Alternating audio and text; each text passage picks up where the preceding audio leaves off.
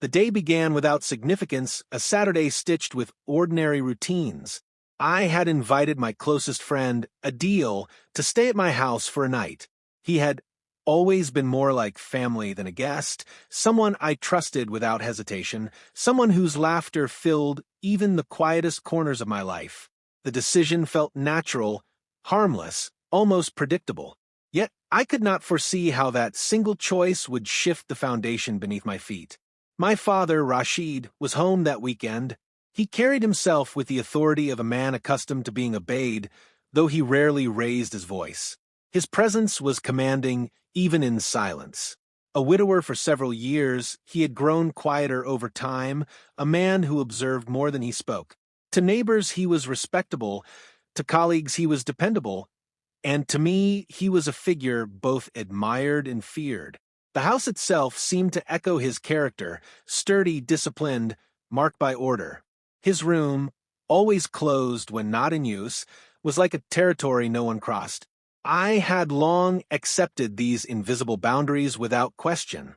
Rashid's approval mattered more than I admitted, and I often felt both pride and unease under his gaze. Adil entered our home that evening with his usual warmth, a bag slung casually over his shoulder, his smile effortless. He was everything Rashid was not, energetic, vibrant, unguarded. At 21, he carried a lightness that contrasted sharply with my father's heavy poise. His words spilled easily, and even mundane details seemed captivating when he spoke them. Where Rashid's presence filled a room with gravity, Adil's laughter dissolved that weight instantly. The introduction between them was brief, but something about it lingered in my mind. Rashid shook his hand firmly, his eyes lingering a second longer than necessary. Adil, ever polite, returned the gesture with a smile that held no suspicion.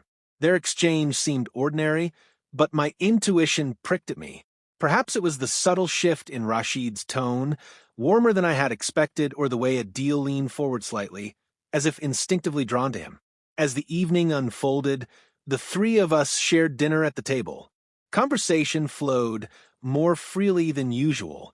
Rashid, who often preferred silence, asked Adil questions about his studies, his interests, his family.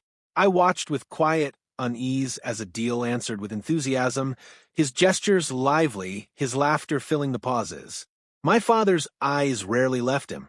Each time I tried to contribute, Rashid's attention drifted back to my friend, as though he found in Adil a spark absent elsewhere. Later, in the living room, the atmosphere grew more revealing. Rashid, who rarely spoke of personal matters, recounted fragments of his youth, how he once played cricket until sunset, how the streets of his childhood felt endless. Adil listened with fascination, his chin resting on his hand, as though he were hearing from a figure larger than life. Their conversation stretched into territories I had never explored with my father. I sat between them, silent, feeling both invisible and exposed. It was in these subtle exchanges that I sensed the stirrings of something unusual. The way Rashid's gaze lingered when Adil laughed. The way Adil's eyes glowed with admiration, perhaps unknowingly. The air was threaded with currents I could not yet name, but they unsettled me. When it grew late, I suggested we prepare for bed. My intention was simple. Adil could use the spare mattress in my room, as he always had. Yet Rashid spoke before I could finalize the plan. His tone was calm, decisive, almost casual. "You can rest in my room tonight, Adil," he said. "It's more comfortable than the floor. I'll take the sofa." Adil hesitated for a breath, then nodded, thanking him with a smile. I forced myself to accept the arrangement, telling myself it was nothing unusual, just hospitality. Still, a faint unease stirred in me. Rashid's room was sacred, untouchable, and the thought of Adil crossing that threshold unsettled me more than I wished to admit. That night, as I lay in bed alone, I replayed their conversation, their glances, their laughter. Perhaps I was imagining things, perhaps my mind was weaving shadows into patterns that did not exist. Yet the silence of the house seemed heavier than usual, as though holding a secret I was not meant to hear. And so, what began as a simple visit closed with a quiet tension. Adil was in my father's room, under the same roof, in a space I had never entered. The boundary I had respected all my life had been crossed, and though nothing had yet unfolded, the night stretched long with possibilities I dared not imagine. The night did not pass easily for me. Sleep came in fragments, broken by the creaks of the house and the restless churn of my thoughts. I told myself it was nothing, that my father, Rashid, had simply been courteous, that Adil had accepted his generosity without question. Yet my mind circled back to their laughter at dinner, the ease with which they had connected, and the image of Adil stepping into a room I had never dared to cross. By morning, the air in the house felt altered. I found Rashid already seated at the table, sipping tea, a faint trace of amusement in his expression. Adil joined us moments later, hair tousled, smile wide, his energy untouched by the late night. Their eyes met briefly, and though the moment lasted no longer than a blink, something in it unsettled me. It was not the look of host and guest, it was more private, as if they shared an unspoken understanding. I tried to dismiss the thought, distracting myself with idle conversation, but the weight of their silence when I spoke pressed harder than their words. Rashid asked Adil whether he had slept well, his voice warmer than usual. Adil laughed, answering with a light-hearted remark about the comfort of the bed, his gaze flicking toward my father, as though only he could understand the meaning behind the words. I caught it, though, and it stung. The hours that followed carried small, but undeniable shifts. Rashid lingered in the living room longer than his routine allowed, sitting beside Adil as they exchanged stories. My father rarely entertained such intimacy, yet here he was leaning forward, listening, even smiling at the anecdotes Adil spun with ease. Their laughter threaded together, shutting me out, leaving me an observer in my own home. I began to notice the subtleties. Rashid's hand resting momentarily on the arm of the sofa where Adil sat, Adil's glance lingering a second longer than politeness required. Neither gesture could stand alone as evidence, but together they formed a picture that unsettled me deeply. One afternoon, I stepped out to fetch something from the kitchen. When I returned, their voices dropped instantly like a flame snuffed out. The silence that followed was too deliberate, too sharp. Adil smiled at me, but it was a smile too practiced, his eyes betraying a flicker of discomfort.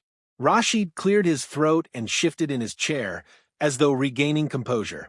My stomach tightened with certainty there was something unfolding between them, something I was not meant to witness. That night, I lay awake again, ears straining against the stillness. Through the thin walls, I heard faint sounds, low laughter, the rise and fall of voices speaking in confidence. My chest burned with confusion. Were they simply bonding, or was my imagination shaping shadows into truths? Yet the more I listened, the more it felt deliberate, a dialogue too hushed, too intimate for mere hospitality.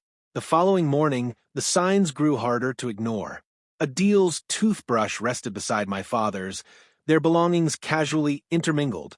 The scent of Adil's cologne clung faintly to Rashid's room when I passed the door.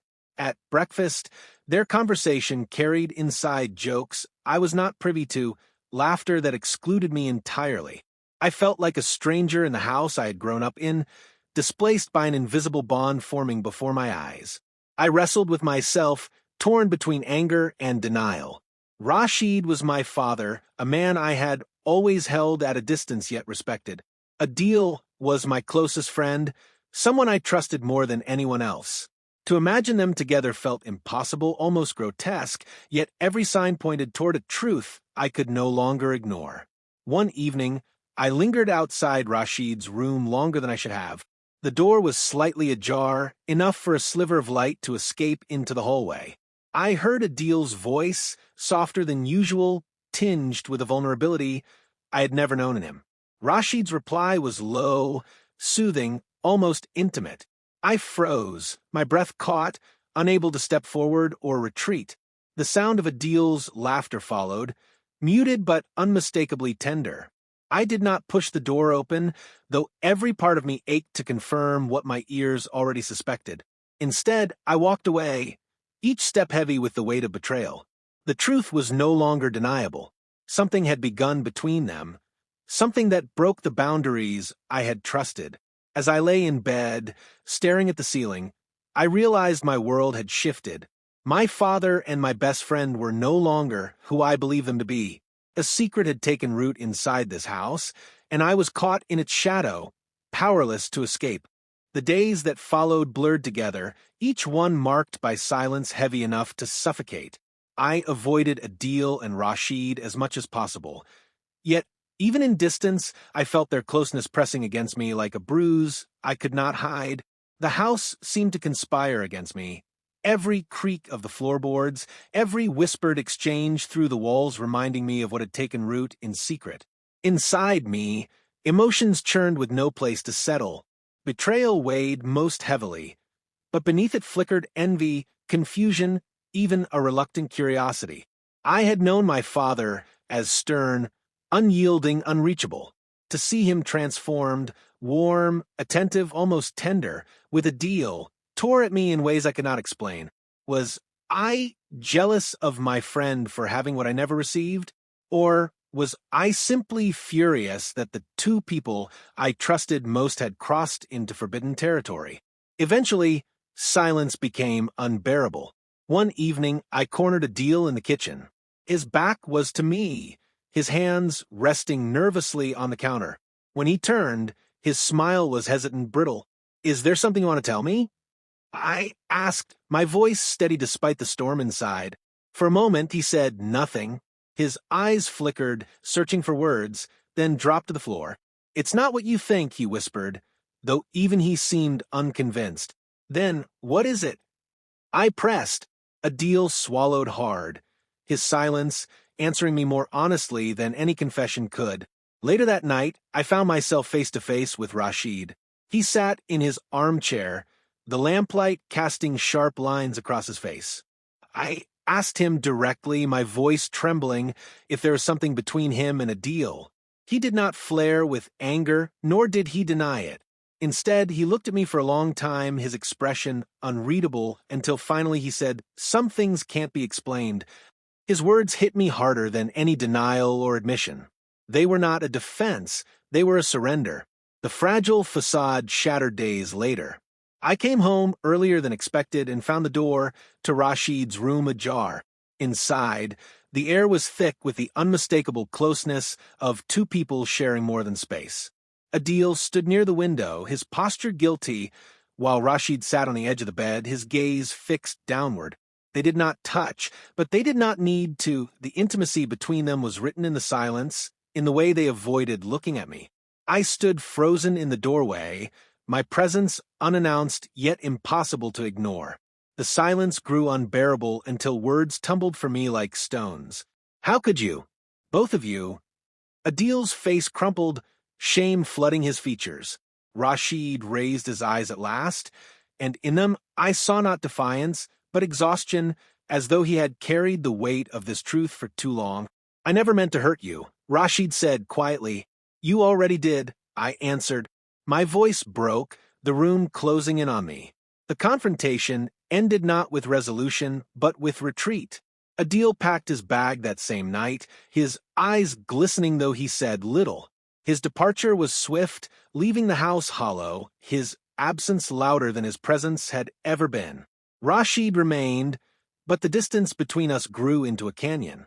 We moved around each other like strangers, our words clipped, our silences louder than arguments. In the weeks that followed, I tried to make sense of what had happened. I replayed every moment, the glances, the laughter, the whispers behind closed doors. I wondered if things might have been different had I spoken sooner, had I confronted them before the bond deepened. Yet regret did little to soothe the wound. Sometimes, in quiet moments, I found myself questioning the nature of love and betrayal. Was Rashid truly unfaithful to me, or was he simply human, seeking connection in the only place it appeared? Was Adil's betrayal born of desire, or of a loneliness I had never recognized in him?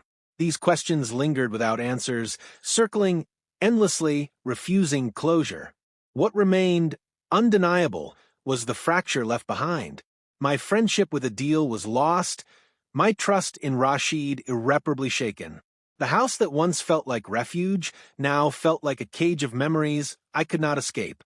And yet, even in the ruins, a part of me still longed for clarity, for some resolution that never came. Perhaps that was the cruelest truth of all, that betrayal does not end with confrontation, but with silence that stretches into forever. Weeks slipped into months, but the memory of that night remained sharp, etched into every quiet corner of the house. Nothing returned to normal. The rhythm of my life had fractured, leaving only fragments that refused to fit together. Rashid and I shared the same roof, yet our conversations had dwindled to bare necessities, perfunctory greetings, clipped remarks about meals or errands. His voice no longer carried warmth, only restraint.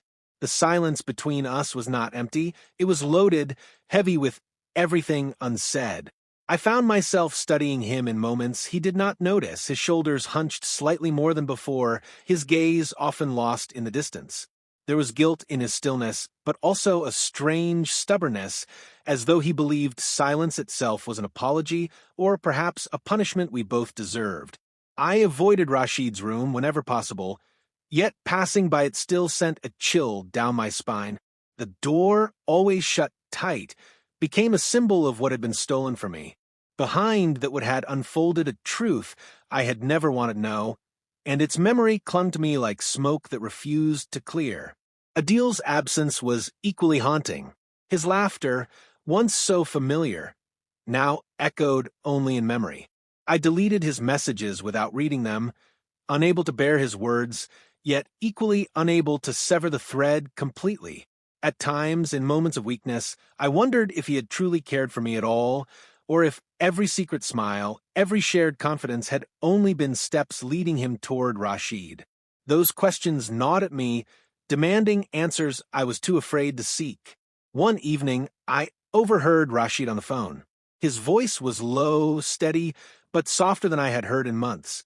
He spoke in pauses, as if weighing each word before releasing it. Though he never said Adil's name, I knew instinctively who it was. The realization struck me with a cruel finality. They had not ended, at least not in his heart. My father still carried him, still reached across the silence I had tried to impose. That night I could not sleep. The weight of betrayal pressed harder, not because the wound was fresh, but because it refused to heal. I felt caught between anger and resignation, torn between confronting Rashid again or retreating further into myself. I longed for clarity, for some confession that would set me free, yet every day passed in the same suffocating quiet. Slowly, my perception of Rashid began to shift. I no longer saw him only as a betrayer, but as a man, flawed, lonely, desperate for something he could not find elsewhere. That recognition did not absolve him, but it complicated my anger. Perhaps that was the cruelest part of betrayal. It forced me to see the humanity in those who had wronged me, even when I wanted only to hate them. The fracture in our bond remained, but traces of familiarity returned in small gestures. Rashid setting an extra cup of tea on the table, though I had not asked. His quiet reminder for me to lock the door when I left the house. These moments were not apologies, yet they carried the weight of an attempt, as though he sought to rebuild something without daring to name it. Still, the ghost of Adil lingered between us.